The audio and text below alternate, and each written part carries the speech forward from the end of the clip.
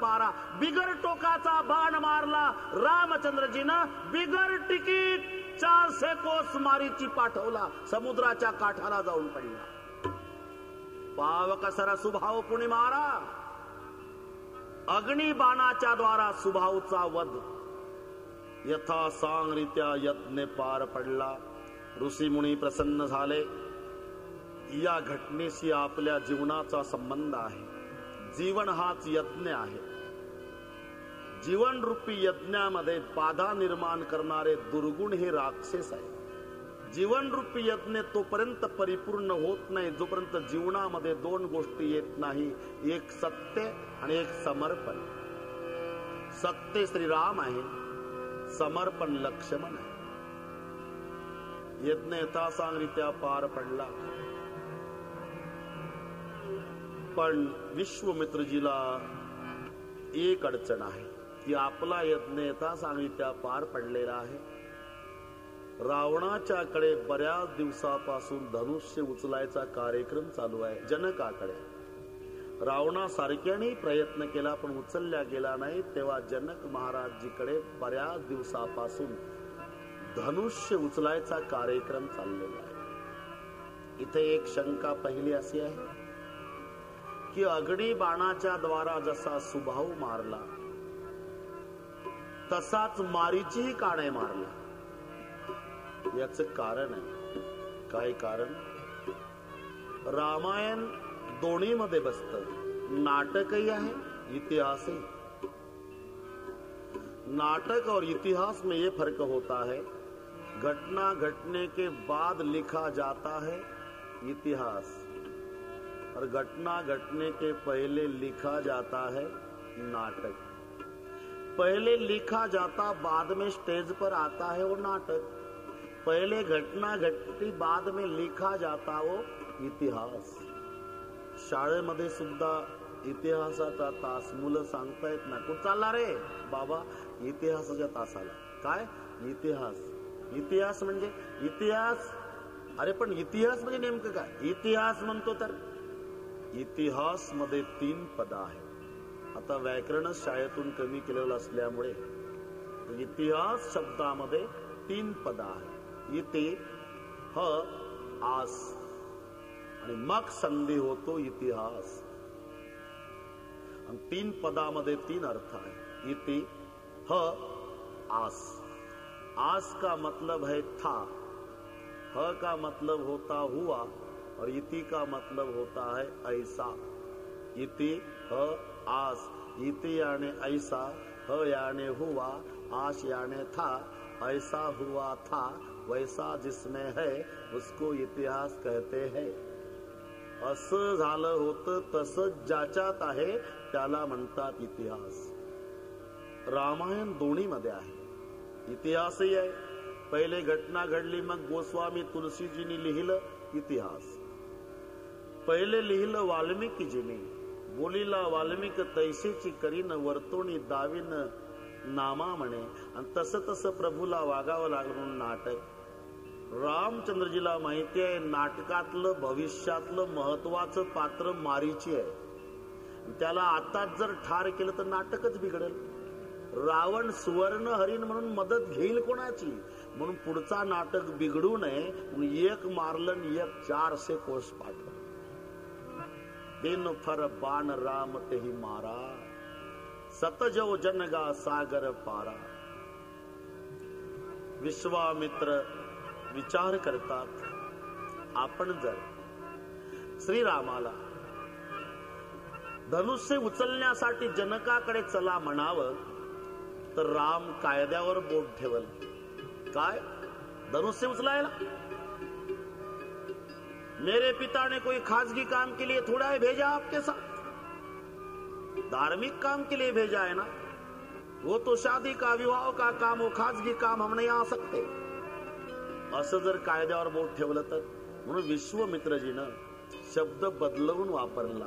राघव जी गुरुदेव, मेरा तो यज्ञ पूरा हुआ है, हाँ, लेकिन बहुत दिनों से जनक जी के यहाँ धनुर्यज्ञ चल रहा है. शब्द धनुर्यज्ञ.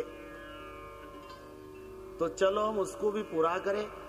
रामचंद्र कहते गुरुदेव धनुष यज्ञ है ना, तो चलो, यज्ञ के लिए तो मैंने जन्म ही लिया है, चलो गुरु महाराज। धनुष यज्ञ सुनी रघुकुल नाथा, धनुष यज्ञ सुनी रघुकुल नाथा, धनुष यज्ञ सुनी रघुकुल नाथा, धनुष यज्ञ सुनी रघुकुल नाथा। हर्षि चले मुनि, हर्षि चले मुनि वर के साथा, धनुष यज्ञ सुनी रघुकुल नाथा, धनुष यज्ञ सुनी रघुकुल नाथा। हर्षि चले मुनि, हर्षि चले मुनि वर के साथा, धनुष यज्ञ सुनी रघुकुल नाथा, धनुष यज्ञ सुनी रघुकुल नाथा। आश्रम एक दिखमग माही, आश्रम एक दिखमग माही, खग मृग जीव जंतु तह नाही, खग मृग जीव जंतु तह नाही, खग मृग जीव, खग मृग जीव जंतु तह नाही, धनुष यज्ञ सुनी रघुकुल नाथा, धनुष यज्ञ सुनी रघुकुल नाथा। हर्षि चले मुनि, हर्षि चले मुनि वर के साथा, धनुष यज्ञ सुनी रघुकुल नाथा, धनुष यज्ञ सुनी रघुकुल नाथा। मेरा तो यज्ञ पूरा हुआ है राघव, लेकिन बहुत दिनों से जनक जी के यहाँ धनुर्यज्ञ चल रहा है, तो चलो गुरुदेव, यज्ञ के लिए तो मैंने जन्म ही लिया है। धनुष यज्ञ सुनी रघुकुल नाथा, हर्ष चले मुनिवर के साथा। आश्रम एक दीख मग माए, खग मृग जीव जंतु तहना, पूछा मुनि शिला प्रभु देखे, सकल कथा मुनि कहा विशेष। आश्रम एक दीख मग माही, रस्त्याने जात असताना एक आश्रम बघितला, ज्या आश्रमामध्ये कोणी राहायला नाही, वास्तव्याला नाही, अतिशय सुंदर आश्रम आहे, पण त्या आश्रमाच्या दारामध्ये एक दगड पडलेला। पूछा मुनि शिला प्रभु देखे, रामचंद्र विचारतायत गुरुदेव इतका सुंदर आश्रम आहे, खग मृग जीव जंतुतः नाही, इथे कोकिळ पक्षी दिसत नाही, मयूर नाही, हरिण नाही, नुसतं एक दारामध्ये दगड पडलेला आहे। पूछा मुनी शिला प्रभु देखी, रामा या दगडाच्या मागे फार मोठी कथा आहे, म्हणजे हा दगड नाही श्रीरामा, मग गौतमाची पत्नी अहिल्या दगड का होऊन पडली? गौतम ऋषीच्या शापानं ती दगड झाली। दगड का व्हावं लागलं याच्या मागे कथा आहे रामा, मग सांगा गुरु महाराज। तेव्हा सकल कथा मुनी कहा विशेष। त्यावेळेला विश्वामित्र रामचंद्र प्रभूला ही कथा सांगतायत। रामा, ब्रह्मदेवाची कन्या अहिल्या तिचं नाव, अतिशय सुंदर, अतिशय रूपवान, ब्रह्मदेवाने ठरवलं, माझी कन्या अहिल्या त्याला माळ घालेल जो सर्वात आधी पृथ्वीची प्रदक्षिणा करून येईल. की जेव्हा सर्वांना माहिती झालं तेव्हा अहिल्या प्राप्त होण्याच्या उद्देशानं प्रत्येक जण पृथ्वी प्रदक्षिणेसाठी निघाला. ऐरावतावरती बसून इंद्र, नंदीवरती बसून भगवान शिव, मोरावरती कार्तिक स्वामी,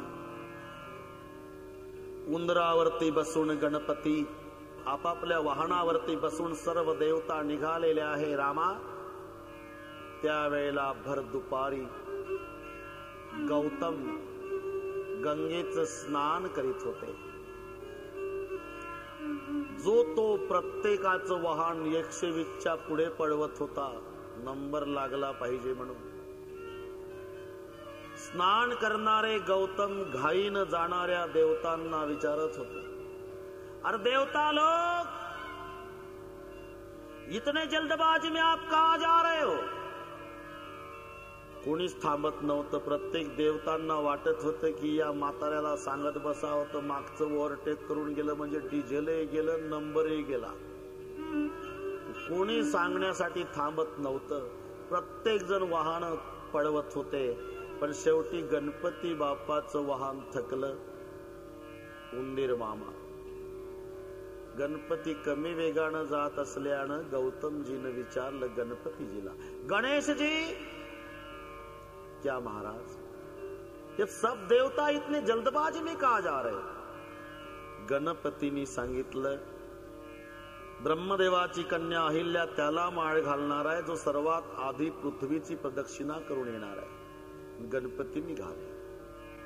रामा, तेव्हा दुपारचं स्नान आटोपून गौतम वल्या कपड्यानिशी आश्रमात येत होते.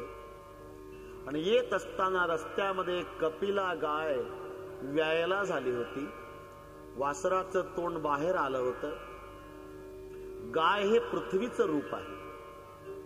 गंगेचं स्नान करून आलेल्या गौतमानं ओल्या कपड्यानिशी त्या गायीला 1 नव्हे 5 प्रदक्षिणा घातल्या. 5 आणि 5 पृथ्वी प्रदक्षिणेचं पुण्य संपादन करून गौतम सत्यलोकात आले. 5 पृथ्वी प्रदक्षिणाचं पुण्य मिळालेल्या गौतमाला ब्रह्मदेवाने आपली कन्या अहिल्या दिली. विवाह थाटात पार पडला. शेवटचं मंगलाष्टक चाललेलं होतं. कुर्यात सदा मंगल शुभ मंगल सावधान.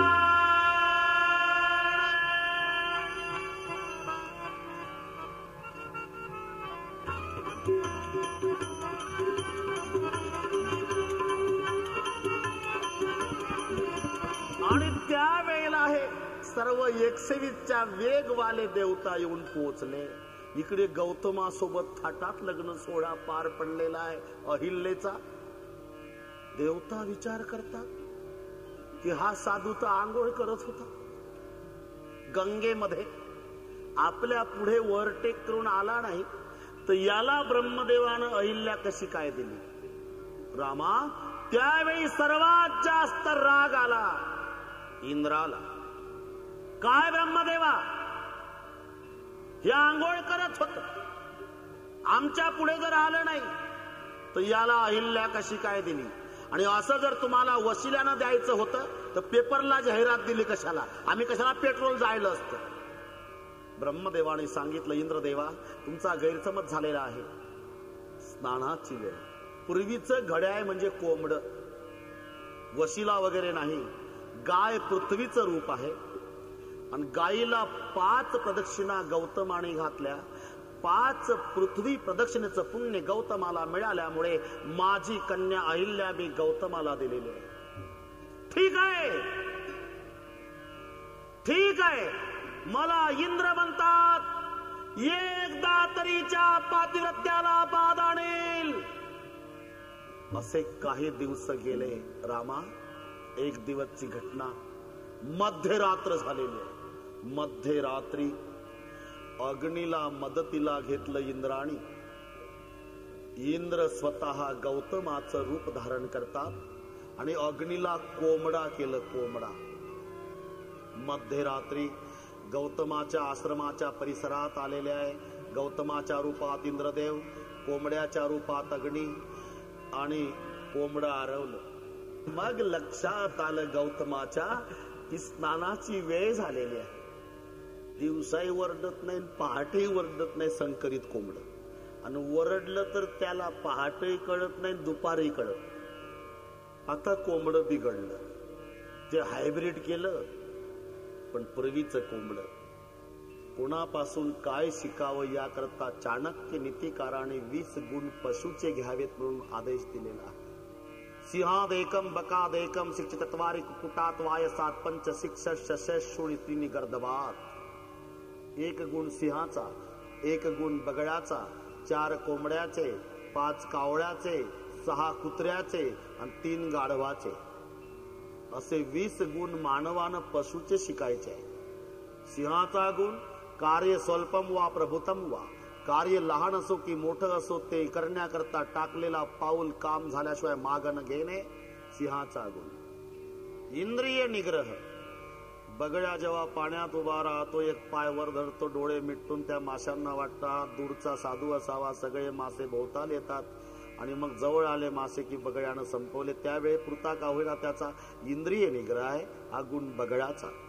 5 गुण कावळ्याचे, धारिष्ठ, तीक्ष्ण दृष्टी, अविश्वास, काले कालेचे संग्रह, वायसात पंच शिक्षेष्ठ. 1 गुण गुढ मैथुन, असे 5 कावळ्याचे, 6 कुत्र्याचे, बहुभासी, स्वल्प संतुष्ट, गाढ निद्रा, लघुचेतना, स्वामी सेवा आणि शूरपणा. 6 गुण कुत्र्याचे, 3 गाढवाचे. कोणत्या वेळेला उठवलं तरी मालकाला काही न म्हणणे. गाढव किती बोजा लादला तरी तक्रार न करणे. दिवसभर काम करून घेतलं तरी समाधानानं उकिरड्यावर कागद खात फिरणे. ला तितिक्षा म्हणतात. क्षुधा तृषा या वाचून, यापासून होणारे दुःख कष्ट वाचून सहन करणे. त्यामध्ये 4 कोंबड्याचे. पहिला गुण नियमित उठणे, दुसरा गुण अन्न मिळवणे, तिसरा गुण मिळवलेलं अन्न बंधुवर्गाला दिल्याशिवाय न खाणे आणि चौथा गुण जिद्द. जिद्द पहा कोंबड्याची. झुंज सुरू झाली म्हणजे एकमेकाच्या बाल्या तुटल्या तरी कोंबड सोडत नाही एकमेकाला. रक्त बंबाळ होईल पण नाही सोडत. जिद्द म्हणतात. माणसाचं तसं नाही. धरायला कोणी चौकात असल्यावर मग जोर येतो. सोड बघू, सोड बघू, अरे सोड सोड, दोघाला सोडा, काहीच करत नाही एकमेकाचं. कोंबड तसं नाही. त्याला जिद्द म्हणतात. बाल्या तुटल्या तरी अन्न मिळवणे आणि मिळवलेलं अन्न बंधुवर्गाला दिल्याशिवाय न खाणे. कोंबड उकरत उकरत उकरत आणि कोंबडीनं ते उकरली जागा म्हणजे थोडी बाजूला जाते. मग पिलाचं टोळकं येतं आणि पिलं तिथले अन्नाचे कण टिपतात आणि पिलं बाजूला झाले म्हणजे राहिलेले 4-2 कण कोंबडी टिपते. पुन्हा पुढची जागा उकरते. बंधुवर्गाला दिल्याशिवाय न खाणे. हापूसचा आंबा जर आणला तर बापाला प्रश्न पडतो, मुलं शाळेत गेली नाही, आता आंबा खाल्ला तर अर्धा मुलांना द्यावा लागेल. मग बाप सगळ्या मुलांना शाळेत जाऊ देतो, आतून कडी लावून घेतो, वरच्या माळ्यावर जाऊन एकटा आंबा खात.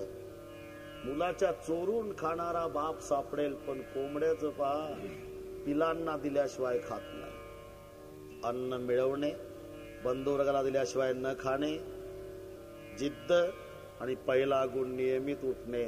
किती टोपल्याखाली झाकून ठेवा तरी कोंबड त्यावेळेला जाग होणार. तस मध्यरात्री गौतमानं इशारा केला अग्नीला आणि कोंबड्याच्या रूपातला अग्नी आरवला. आरवल्याबरोबर खऱ्या गौतमाला वाटलं वेळ स्नानाची झाली. मग खरे गौतम रामा आश्रमातून कमंडलू घेऊन गंगेमध्ये निघाले स्नानासाठी. इकडे गौतमाच्या रूपातला इंद्र आश्रमात प्रवेश करता झाला. इकडे खरा गौतम स्नानाला गेला. स्नान करणार. साक्षात गंगा बोलली, गौतमा माघारी फिरा, मी गंगा बोलते. स्नानाची वेळ नाही, मध्यरात्र आहे, माघारी फिरा गौतमा. म्हणून गौतम स्नान न करता माघारी आले. रामा आल्यानंतर दाराला थाप मारली. दार उघड. दार उघड म्हटल्यावर आतली अहिल्या लटलट लटलट कापू लागली. बाहेरून जर माझ्या पतिदेवाचा आवाज तर हा आतला कोण?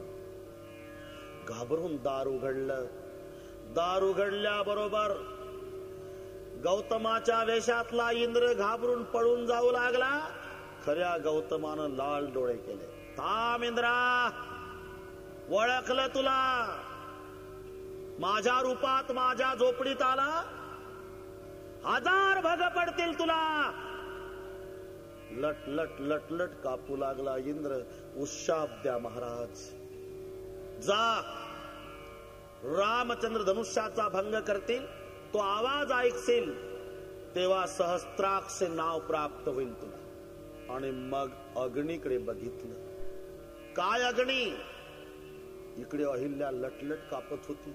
आता माझी धडगत नाही. यांना एवढा शाप म्हटल्यावर माझं काही खरं नाही. लट लट लट लट कापत होती. अग्नीकडे बघितलं. काय अग्नी? कोंबडाहून याची मदत केली. शाप आहे माझा, तुझ्या ज्वाला काळा पडतील. तेव्हापासून अग्नीच्या ज्वालाची शेवटची टोकं काळपट असतात. छोटा अग्नी असो अथवा मोठा असो, जेव्हा अग्नी प्रज्वलित झाला की त्याचे शेवटचे टोकं पहा, काळपट आहे. तुझ्या ज्वाला काळा पडतील. शाप गौतमाचा. अग्नी घाबरला. उशाप द्या महाराज, उशाप द्या. जा, सर्व भक्षक होशील. मग अहिल्येकडे बघितलं. लट लट लट लट कापत होती. अश्रू ढाळत होती. हात जोडत होती. मेरी कुछ गलती नाही असा अपराधी भाव चेहऱ्यावर होता. पण गौतमाचा क्रोध अनावर झाला होता. काय तुला कळू नये पती कोण आहे? दगडाच्या हृदयाची झालीस, पाषाण होऊन पडशील. उशाप द्या महाराज, उशाप द्या. त्रेतायुगामध्ये या रस्त्यानं रामचंद्र येतील. त्यांच्या पादस्पर्शानं तुझा उद्धार हो. सकल कथा मुनी कहा विशेष. आश्रमात पडलेला दगड कशाचा? रामचंद्रानं विचारल्यानंतर विश्वामित्राने एवढी सविस्तर कथा श्रीरामाला सांगितली. आणि सांगितल्यानंतर राम प्रभूला विश्वामित्रजी हे सांगतायत, श्रीरामा जी महाराज, तीच ही अहिल्या तुमच्या चरण रजाची वाट पाहत आहे. तो मैं क्या करूं गुरुदेव? मैं बताता हूं, वो करो. गौतम नारी श्राप बस उपल देह धरि धीर. गौतम नारी श्राप बस उपल देह धरि धीर. चरण कमल रज चाहती कृपा करहु रघुवीर. सियावर रामचंद्र की जय. उमापति महादेव की जय. पवन सुत हनुमान की जय. मधुर भाई सब संतन की जय. बस इतना करो राघव. गौतम नारी श्राप बस उपल देह धरि धीर. चरण कमल रज चाहती कृपा करो रघुवीर. सियावर रामचंद्र प्रभूने विचार केला की ऋषी पत्नी आहे, हिला आपला पाय कसा लावावा. म्हणून प्रभूजी जिकडनं वारा वाहत होता त्या भागाला गेले. आपला पाय उंच धरला. का? विश्वामित्रजी सांगतायत, रामा चरण कमल रज चाहती, तुमच्या रजक कणाची अपेक्षा करते आहे. म्हणून प्रभून वारा येत होता, तिकडल्या भागाला जाऊन पाय वर धरला आणि प्रभूच्या पावलाचे धुळीचे कण वायूच्या द्वारा जेव्हा शिळेवर येऊन आदळले तेव्हा शिळा अहिल्या झाल्या. परसत पद पावन शोक न सावन प्रगट भई तप पुंज सही. देखत रघुनायक जन सुखदायक सन्मुख होई कर जोरी रही. अति प्रेम अधेरा पुलक शरीरा मुख नहीं आवई बचन कही. अतिशय बड़ भागी चरण निलागी जुगल नयन जलधार बही. डब डब ल्या डोळान। धीरज मन कीना प्रभु कऊ चीना, रघुपति कृपा भगति पाई। अति निर्मल बाणी स्तुति ठानी, ज्ञान गम्य जय रघुराई। मैं नारी अपावन प्रभु जग पावन, रावण रिपुजन सुखदाई। राजीव बिलोचन भव भय मोचन, पाई पाई शरण आई। मुनि श्राप जो दीना अति बल कीना, परम अनुग्रह मैं माना। देखे उभरी लोचन हरि भव मोचन, यही लाभ शंकर जाना। बिनति प्रभु मोरे मैं मति भोरी, नाथन मागऊ बर आना। पद कमल परागा रस अनुरागा, मम मन मधुप करे पाना। जय पद सुर सरिता परम पुनीता, प्रगट भई शिव शेष धरी।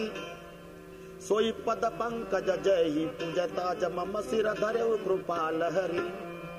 यही भांति सिधारी गौतम नारी, बार बार हरि चरण परी। जो अति मन भाव सुबरु पावा, गए पति लोक आनंद भरी।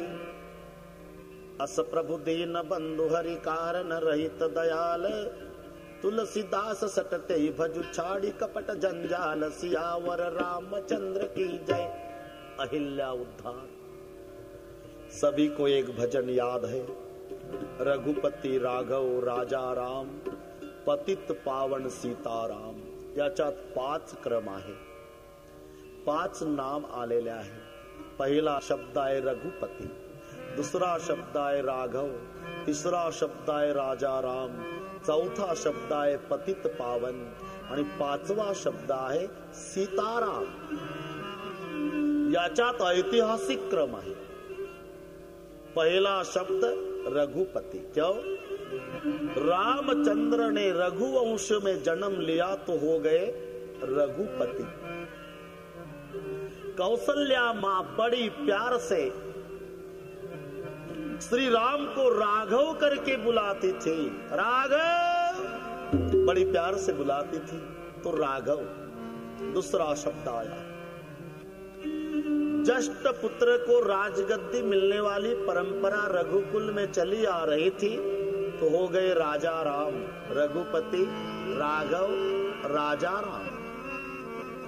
आज अहिल्या का उद्धार किया, यानी पतित को पावन किया तो बन गए पतित पावन, और बनने वाले हैं सीताराम। तो क्रम देखो। सभी को मेरी प्रार्थना, प्रेम से ताली बजाकर गाओ, बड़े प्रेम से। रघुपति राघव राजा राम, पतित पावन सीताराम। रघुपति राघव राजा राम, पतित पावन सीताराम। ईश्वर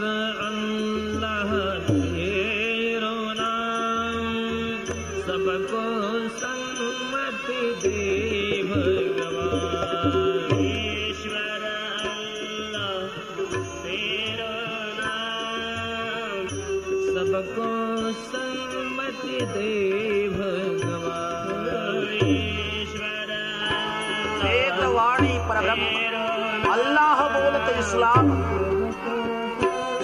गॉड है इंग्रजी नाम सर्वसाक्षी। रघुपति राघव राजा राम, पतित पावन सीताराम। रघुपति राघव राजा राम, पतित पावन सीताराम।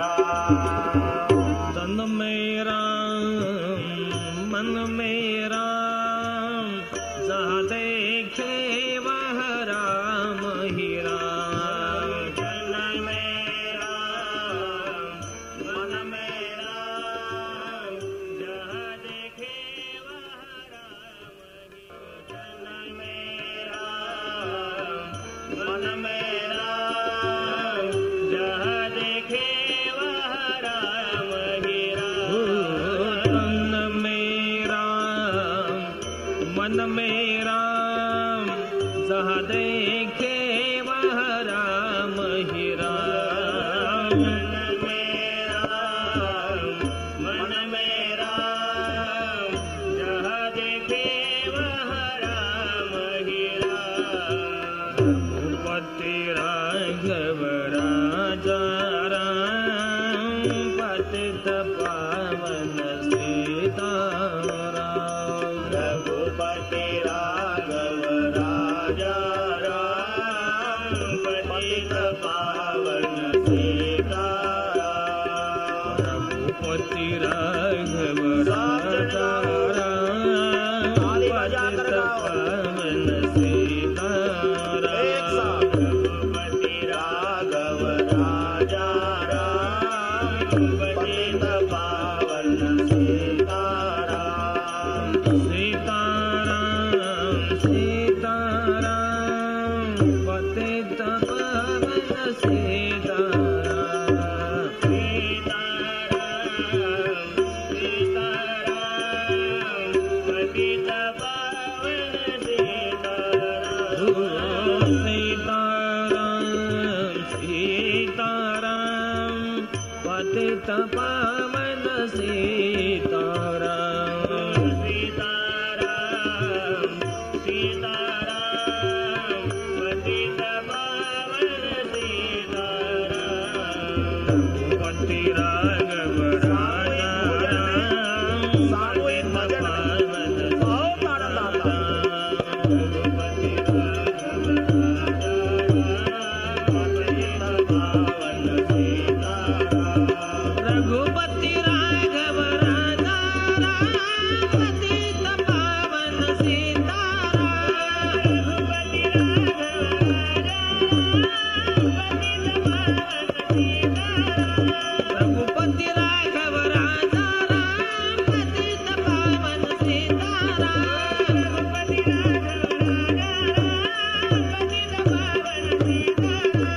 अल्लाह ईश्वर तेरा नाम सबको सन्मति दे भगवान।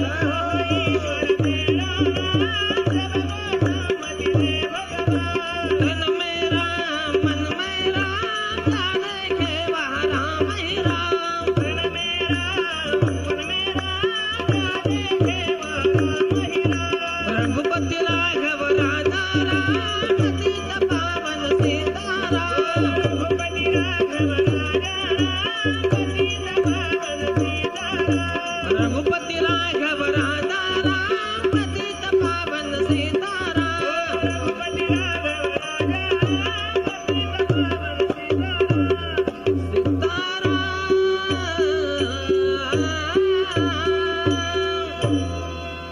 बोले रामचंद्र भगवान की, गोपाल कृष्ण भगवान की, उमापति महादेव की, पवन सुत हनुमान की।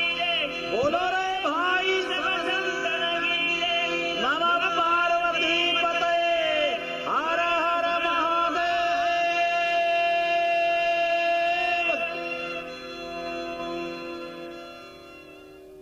चरितम रघुनाथस्य शतकोटि प्रविस्तरम, एकैकमक्षरम पुंसा महापातक नाशनम। एक वाणी, एक पत्नी, एक वचनी मर्यादा पुरुषोत्तम प्रभू रामचंद्र जीचं चरित्र जीवाचं कल्याण करणारा आहे. रामकथा जीवनाची व्यथा कमी करण्यासाठी आहे. रामकथा संसारात तापलेल्या जीवाला शांती प्राप्त करून देणारी आहे. रामकथा संसारातील सर्व प्रश्नांची उत्तर आहे. तर रामकथा जीवनातील दुःखाच्या वजावाकीचे एकमेव साधन आहे. असे ही सुरस अवीट पवित्र गोड श्रीराम कथा आपणाला सीता स्वयंवर कथेपर्यंतच चिंतन करायचं आहे. भगवान रामचंद्र प्रभू अहिल्याचा उद्धार करतात. अहिल्या उद्धारानंतर प्रभू श्रीरामचंद्र लक्ष्मणजी आणि विश्वामित्र मिथिला नगरीकडे निघाले. सर्वांना निमंत्रण राजा जनकाचं आहे. फक्त राजा दशरथाला निमंत्रण जनक राजाचं नाही. धनुष्य यज्ञ चाललेला आहे. अनेक राजांना राजा जनकाने निमंत्रित केलेला आहे. फक्त दशरथ राजाला निमंत्रण दिलेलं नाही. वास्तविक त्या काळी सर्वात मोठी सत्ता असणारे राजे दशरथजी आहे. देवाच्या राजाला इंद्राला मदत करण्या इतकं सामर्थ्यशाली राजे दशरथजी असताना सुद्धा राजा जनकाने दशरथजीला निमंत्रण का दिलं नाही? याचं कारण असं सांगितलं जातं, एक डुकर प्रजेला त्रास देत असे. राजा जनक आणि निर्णय घेतात तो डुकर मारायचा. एक दिवसची घटना. घोड्यावरती राजे जनक बसलेले आहे. काही सैनिक आहे, बंदूक कुशकेतू आहे. पुढे तो डुकर पळतो आहे. डुकराच्या मागे घोड्यावर बसलेले जनक राजे, मागे कुशकेतू, काही सैनिक. अरण्यामध्ये डुकर पळत असताना मिथिला नगरीची हद्द संपून कधी अयोध्या नगरीचा प्रारंभ झाला हद्दीचा हे राजा जनकाच्या लक्षात आलं नाही. अतिवेगामुळे अयोध्या नगरीच्या हद्दीमध्ये अरण्यात प्रवेश करते झाले राजे जनक. घोडे पवन वेगानं पळत आहे. त्याही पेक्षा वेगात डुकर पुढे पळत आहे. पळता पळता ते डुकर एका कपिला गायीपासून जात होत. कपिल वर्णाची गाय. आणि राजा जनकाने तेच डुकर समजून जेव्हा त्या गायीला लांबून बाण मारला, तो बाण गायीला लागला. गाय जमिनीवर कोसळली. तोपर्यंत राजा जनकाचा घोडा तिथे येऊन पोहोचला. पाहत तर आपल्या हातून गायीची हत्या झालेली आहे. आणि ती अयोध्या नगरीच्या हद्दीत हत्या झालेली आहे. जनक राजे घोड्यावरून खाली उतरले. माता मरण पावल्यानंतर मातेच्या प्रेताला जसं मुलं कवटाळून रडतात, तसे जनक राजे गायीच्या कलेवराला कवटाळून डोकं टेकून रडू लागले. खूप रडतात जनक राजे, खूप रडतात. अयोध्येच्या हद्दीमध्ये आपल्या हातून गाय मारल्या गेलेली आहे. बंदूक कुशकेतू समजूत घालतात. रोना नहीं बड़े भैया, रोना नहीं, रोना नहीं, यहाँ से अयोध्या नजदीक है और अयोध्या का महाराज दशरथ जी पुण्यात्मा है, उनको बुला लाओ. वो गैया जिंदी करेंगे तो अपने को पाप से मुक्ति मिल जाएगी भैया, रोना नहीं.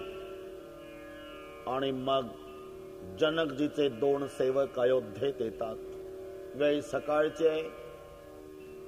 दशरथ राजे गुरुदेव वसिष्ठजीच्या समवेत मंदिराकडे पूजेला चाललेले आहे. बाजार चौकातून जात असताना राजा जनकाचे 2 सेवक पुढे येऊन उभे झाले आणि त्या सेवकाने दशरथ राजाला प्रणाम केला. प्रणाम महाराज, प्रणाम. कहा के हो?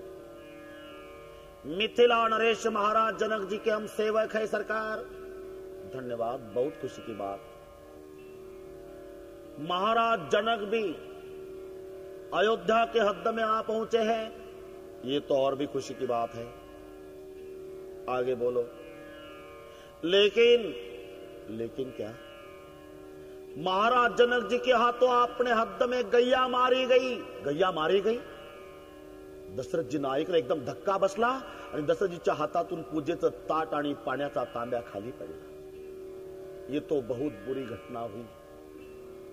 करके तो मिथिला नरेश महाराज जनक जी ने हमें भेजा है महाराज कि जाओ, दशरथ जी महाराज पुण्यात्मा है, वो पुण्य का संकल्प छोड़ेंगे, गैया जिंदी हो जाएगी तो हमें पाप से मुक्ति मिल जाएगी, करके आपको महाराज जनक जी ने बुलाया है सरकार.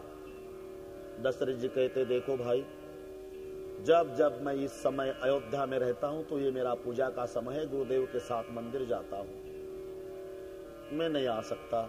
लेकिन आप नाराज मत होना, गैया जिंदी करने की व्यवस्था करता हूं. तेव्हा बाजार चौकामध्ये एक कामगार रस्ता साफ करत होता. राजा दशरथजीनं त्या कामगाराला हाक मारली. अरे ओ भाई! त्यानं झाडू टाकून दिला हातातला आणि तिथूनच हात जोडले. जी अन्नदाता! मी कशा करता सांगतो जरा लक्षात घ्या. या दोन्ही शब्दाचा विचार करा. मालकानं नोकराला कसं बोलवावं, नोकराने मालकाचा कसा मान राखावा, याचे उत्तर रामायणामध्ये आहे. स्वर्गामध्ये जर गेले तर देवाचा राजा इंद्र उठून उभा राहतो आणि अर्ध्या आसनावर बसवतो. एवढा अधिकार ज्या अयोध्येच्या सम्राटाचा आहे. तो अयोध्येचा सम्राट एका सामान्य झाडूवाल्याला हाक मारताना, अरे ओ भाई, त्याने झाडी टाकून दिला खाली. जी अन्नदाता, इथं 2च एकर शेत असते तरी मालक भर समाजात नोकराला हाक मारताना एकेरी भाषेत, ए महाद्या, मग तूही तितक्याच पद्धतीने सत्कार करतो. काय बाहेर आहे का, कशाला ओरडला? आपण लक्षात घ्या, अयोध्येचा सम्राट आहे पण झाडूवाल्याला हाक मारताना, अरे ओ भाई, जी अन्नदाता, इधर आओ. पळत आला. जी अन्नदाता. और जनक महाराज जी के हाथों अपने हद में गैया मारी गई. बाजार रास्ता बाद में साफ करो, लेकिन शरयू का जल कमंडल में भरकर ले जाओ. उस गैया को जिंदी करो और बाद में बाजार का रस्ता साफ करो. हे झाडूवाल्याला जेव्हा दशरथ राजे सांगतात गाय जिवंत कर, तेव्हा जनक राजाचे सेवक चकित झाले. का? अयोध्येतला झाडूवाला मेलेली गाय जिवंत करणार? कमाल आहे. आता नाही तरी कसं म्हणावं? आणि म्हणून त्या सफाई कामगारानं शरयूतलं पाणी कमंडलू मध्ये भरलं आणि कमंडलू मध्ये पाणी घेऊन तो झाडूवाला जनक महाराजींच्या सेवका सोबत आला. जनक राजे गायीच्या कलेवराला कवटाळून कवटाळून रडत होते. इतक्यात कुशकेतुनी सावध केलं, बड़े भैया रोना नहीं. जनक जी ने रोते रोते पूछा, क्या कुशकेतु आए महाराज अयोध्यापति? नहीं. क्या जनकाचे सेवक आले? अरे आए, दशरथ जी आए हैं? नहीं महाराज, वो मंदिर में पूजा करने जा रहे थे वशिष्ठ गुरुदेव के साथ, तो उन्होंने गैया जिंदी करने के लिए सफाई कामगार को, झाड़ू वाले को भेजा है. जनक जी कहते, क्या झाड़ू वाला और गैया जिंदी करेगा? ठीक है, दशरथ महाराज जी ने भेजा है तो मना तो नहीं कर सकते. भाई प्रयोग करो. तो झाडू वाला रडतच त्या गायीपर्यंत आला. हातात कमंडलू आहे, कमंडलूत पाणी आहे, रडू लागलेला आहे. जनक राजाने सांगितलं, संकोच मत करो भाई, आपको दशरथ जी ने भेजा है ना, हाँ, तो प्रयोग करो, गैया जिंदी करो. वो रोने लग गया, बहुत रो रहा. अरे रोते क्यों? गैया जिंदी करो, महाराज जी ने भेजा है ना. जी सरकार. तो करो गैया जिंदी, प्रयोग करो. रोते रोते कहने लगा, सरकार मुझ में क्या ताकत है जी, मैं तो पापी हूं, लेकिन जिस भंडार का मैंने अनाज खाया है, जिन्होंने मुझे बेटे की तरह पाला है, जिन्होंने मुझे छोटे से बड़ा किया है, वो मेरा अन्नदाता, वो मेरा बाप, वो मेरा मालिक, वो मेरा सरकार, वो मेरा महाराज दशरथ जी अगर मन वचन कर्म से निष्पाप हो तो गो माते जल्दी उड जा. आपल्या दशरथजीच्या पुण्याचा संकल्प त्या सफाई कामगाराने केला आणि गायीवरती कमंडलूतलं पाणी वतलं. ताडकन गाय उठली. जनक राजाच्या आश्चर्याला पारावार राहिला नाही. ओहो, ही भूतकाळातली घटना. आज कुशकेतू जनक राजांना आठवण करून देतात, दादा दशरथजीचे आपल्यावर अनंत उपकार आहे. गोहत्येच्या पापातून मुक्ती मिळवून देणारे दशरथ राजे. बाकीच्यांना साधे पत्र पाठवा, पण धनुष्य यज्ञाकरिता राजा दशरथजींना खास माणूस पाठवून बोलून घ्या. तेव्हा जनक राजे रागाला आले, नहीं कुशकेतु, सभी को निमंत्रण दूंगा लेकिन दशरथ जी को नहीं। क्यों बड़े भैया? उन्होंने पाप से मुक्ति दिलवाई है, उनको क्यों नहीं निमंत्रण? नहीं, सभी को निमंत्रण दूंगा लेकिन दशरथ जी को नहीं। लेकिन क्यों भैया? आपको पता नहीं कुशकेतु, उस समय महाराज दशरथ जी वशिष्ठ जी के साथ मंदिर पूजा करने जा रहे थे तो गैया जिंदी करने के लिए सफाई कामगार को भेज दिया।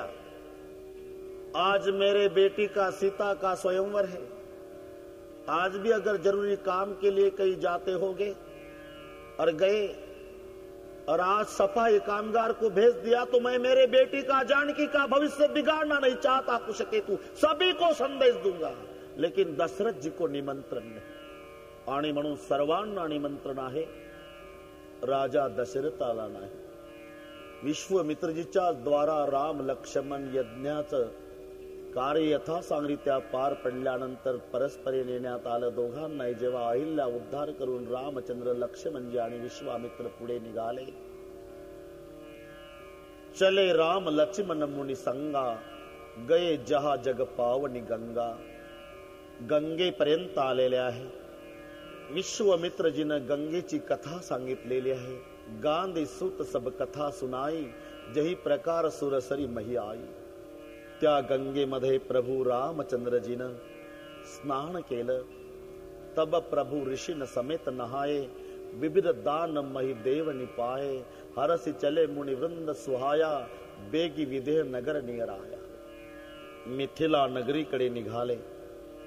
प्रसिद्ध 3 नगर आहे रामायणामध्ये, एक लंका, एक अयोध्या, एक मिथिला। आणि नगराचं वेगवेगळे वैशिष्ट्य आहे। अयोध्या पूरा सज्जन का गाव तो भी दुर्जन से खाली नहीं। तिथे एक रामचरित्रावर आक्षेप घेणारा दुर्जन निघाला। लंका पूरा दुर्जन का गाव तो भी सज्जन से खाली नहीं। तिथे एक हबप, त्याचं नाव बिभीषण। एक गाव है मिथिला जहां सभी सज्जन रहते हैं। विदेह राजा जनक जी का नगर है। बेग विदेह नगर नियर आया। पुर रम्यता राम जब देखी, हरस अनुज समेत विशेषी। बापी कूप सरित सर नाना, सलिल सुधा सम मनी सोपाना। गुंजत मंजु मत्त रस भूंगा, कूजत कल बहु बरण बिहंगा। बरण बरण बिकसे बन जाता, त्रिविध समीर सदा सुख दाता। सुमन वाटिका बाग बन विपुल बिहंग निवास। फुलत फलत सुपल्लवन सोहत पुर चहु पास। बनैन बरनत नगर निकाई, जहा जाई मन तहई लुभाई। चारु बाजारु विचित्र अंबारी, मणिमय विधि जनु स्वकर समारी। धनिक बनिक बर धनक समाना, बैठे सकल वस्तु लय नाना। चौवट सुंदर गली सुहाई, संतत रहरि सुगंध सिंचाई। मंगलमय मंदिर सब केरे, चित्र जनु रति नाथ चितेरे। पुर नर नारी सुभग सुचि संता, धर्मशील ज्ञानी गुणवंता। अति अनुपजह जनक निवासु, बिथकई विबुध बिलोकी बिलासु। होत चक्र चित कोट बिलोकी, सकल भुवन शोभा जन रोकी। अतिशय रामचंद्र प्रभूचंही मन आकर्षित झालं। इतकं रमणीय, पावित्र्य, दिव्यता, सर्व गोष्टीचं एकत्रीकरण असं विदेह नगर मिथिला नगरी। आणि त्या नगरीच्या हद्दीत प्रवेश केला। देखी अनुप एक अमराई, सब सुपास सब भाती सुहाई। अमराई मध्ये प्रभू विश्वामित्रजीच्या समवेत आलेले आहे। कौशिक कहेऊ मोर मनु माना, इहा रही रघुबीर सुजाना। भले नाथ कई कृपा निकेता, उतरे तह मुनिरुंद समेता। विश्वामित्र महामुनि आये, समाचार मिथिलापति पाए। प्रति सृष्टी निर्माता विश्वामित्र आपल्या मिथिला नगरीच्या हद्दीमध्ये अमराईत उतरलेले आहे। हे जेव्हा राजा जनकजीला कळालं, संग सचिव सुचि भूरी भट्ट भसर बर गुरु ज्ञात। चले मिलन मुनि नायक ही, मुदित राव यही भाती। जनक महाराज आलेले आहे। आणि विश्वामित्रला प्रणाम करतात. कीन प्रणाम चरण धरी माथा, दिनी असिस मुदित मुनिनाथा, विप्रवृंद सब सादर वंदे, जानी भाग्य बड़ राव आनंदे. कुशल प्रश्न कही 12 विश्वामित्र नुपई बैठारा, ते अवसार आय दो भाई. विश्वामित्र जनकजीची चर्चा चालली असताना अमराई बघून आलेले रामचंद्र आणि लक्ष्मणजी जेव्हा पुढे आले, परिणाम गहेर रहे देखत फुलवाई, श्याम गौर मृदु बयस किशोरा, लोचन सुखद विश्वचित चोरा. जनकजी सारख बघू लागले राम लक्ष्मणाकडे. एक गौरवर्णी आहे, एक श्याम वर्णी आहे. त्यावेळेला जनकजीला प्रश्न पडला. प्रेम मगन मनु जानी नृप करी, विवेक धरी धीर, बोले मुनिपद नाय शिर, गदगद गिरा गंभीर. जनकजी विचार करतात यांना ऋषी कुमार म्हणावं तर धनुष्य बाण आहे, आणि क्षत्रिय कुमार म्हणावं तर वेश ऋषी कुमारांचा आहे. आणि म्हणून राजे जनक अतिविनयानं विश्वामित्रजीला राम लक्ष्मणाच्या बाबतीमध्ये विचारणा करतायत. महाराज, कहु नाथ सुंदर दो बालक, कहु नाथ सुंदर दो बालक, कहु नाथ सुंदर दो बालक, कहु नाथ सुंदर दो बालक. मुनि कुल तिलक की नृप कुल बालक, मुनि कुल तिलक की नृप कुल बालक, मुनि कुल तिलक की नृप कुल बालक, मुनि कुल तिलक की नृप कुल बालक. ब्रह्मजो निगमने ती कह गावा, ब्रह्मजो निगमने ती कह गावा, उभय वेश धरि के सोआवा, उभय वेश धरि के सोआवा. कहु नाथ सुंदर बहु बालक, मुनि कुल तिलक की नृप कुल बालक, कहु नाथ सुंदर बहु बालक, कहु नाथ सुंदर बहु बालक, मुनि कुल तिलक की नृप कुल बालक, कहु नाथ सुंदर बहु बालक. महाराज जनकजी विश्वामित्रजीला हा प्रश्न विचारतात राम लक्ष्मणाच्या बाबतीत. महाराज, कहु नाथ सुंदर दो बालक, मुनि कुल तिलक की नृप कुल बालक, ब्रह्म जो निगमने ति कई गावा, उभय वेश धरि की सोई आवा. नाम रूपाला मिथ्या मानणारा राजा जनक, आणि त्याच्यावरती प्रभाव प्रभू रूपाचा पाडतात. प्रभूचं उलट आहे. राजा, तू नामाला रूपाला मिथ्या मानणारा विदेही राजा आहे ना, तुला रूपानच पागल करील मी. आणि अक्षरशः पागल झाले जनकजी, पागल झाले. जनकजी विश्वामित्रजीला म्हणतायत, महाराज, सहज बिराग रूप मन मोरा, थकित होई जिमि चंद चकोरा, ब्रह्म जो निगमने कही गाव, उभय वेश धरि की सोई आवा, कहु नाथ सुंदर दो बालक. कोण आहे? सहज बिराग रूप मन मोरा, थकित होई जिमि चंद चकोरा. चकोर चंद्राला जसं पागल होत तशी माझी अवस्था झाली. महाराज, हे कोण आहे? विश्वामित्र म्हणतायत, राजा, अरे तू पागल होशील यात काय नवल आहे. 80 हजार वर्षे लोखंडाचं पीठ खाऊन तपश्चर्या करणारा विश्वामित्र ज्यानं पागल केला. रघुकुल मणि दशरथ के जाए, मम हित लागी नरेश पठाण. अयोध्यापती महाराज दशरथजीचे हे पुत्र आहे. माझ्या हितासाठी महाराज दशरथजीने हे माझ्या सोबत पाठवलेले आहे. राम लखन दो बंधुवर रूप सील बल धाम मख राखिव सबु साखी जगु जिते असुर संग्राम. सुभाऊला ठार केलं, मारीचीला 400 कोस पाठवलं बिगर टोकाच्या बाणाने, ताटिकेचा वध केला, अहिल्येचा उद्धार केला. हे जेव्हा विश्वमित्राच्या करवी जनक राजाला कळालं, सुंदर श्याम गौर दो भ्राता आनंद हो के आनंद दाता, इनके प्रीती परस्पर पावनी कही न जाय मन भाव सुहावन. तेव्हा जनक राजाला आतल्या आत ईर्ष्या सुरू झाली. आतल्या आत जनक राजाने विचार केला, अरे मग यांनी माझ्या पोटी जन्म घ्यायला पाहिजे होता, म्हणजे मी यांचा बाप झालो असतो. पण जाऊ द्या, यांचा पिता दशरथ आहे.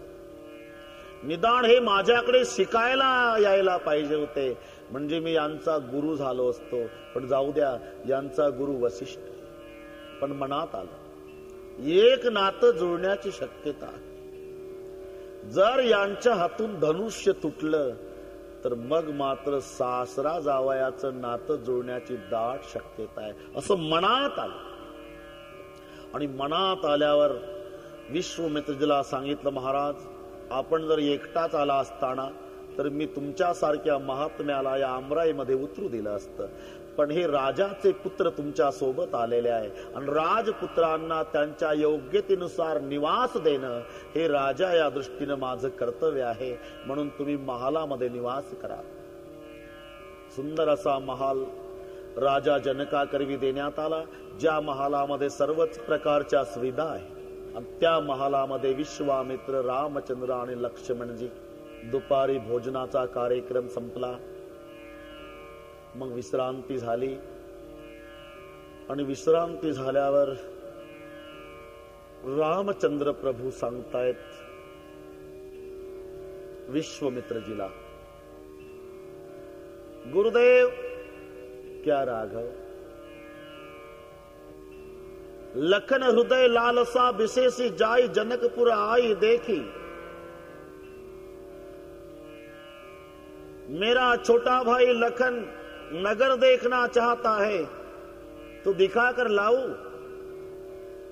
रामचंद्र जी कहते, छोटा भाई मेरा लखन नगर देखना चाहता है और दिखा कर लाऊं. दोन्ही शब्दाचा विचार करा. दिखा कर लाऊं, दिखा कर लाऊ कोण म्हणू शकतं? तो तिथला गाईड पाहिजे. तुम्ही ज्या तीर्थक्षेत्रामध्ये जाता तिथला गाईड असतो.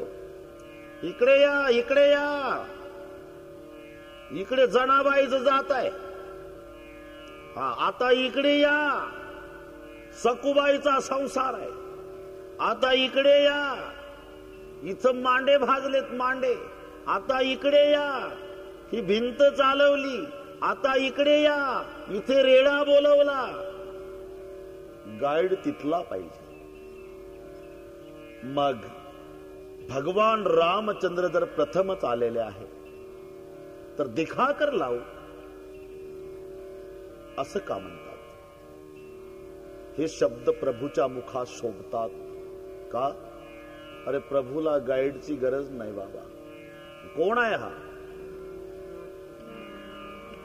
जेने हे विश्व निर्मेयले महर्षी देवा संस्थापिले. 21 स्वर्गाते धरिले सत्ता मात्र आपुलिया. विश्वाची निर्मिती करणारा परमात्मा आहे आणि म्हणून त्याच्या मुखात शब्द शोभतात दिखा कर लाऊ. मेरा छोटा भाई लखन नगर देखना चाहता है. छोटा भाई लखन. जेव्हा मोठ्याला काही काम करून घ्यायचं असतं ना, तेव्हा धाकट्याचं नाव पुढे करायचं असतं.